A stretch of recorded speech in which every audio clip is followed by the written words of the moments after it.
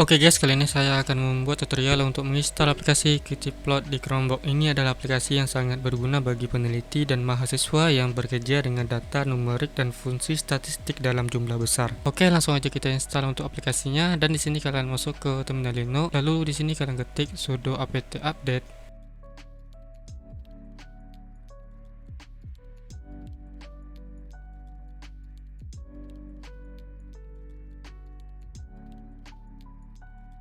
Dan kalian ketik lagi sudo apt install Qtplot, lalu enter.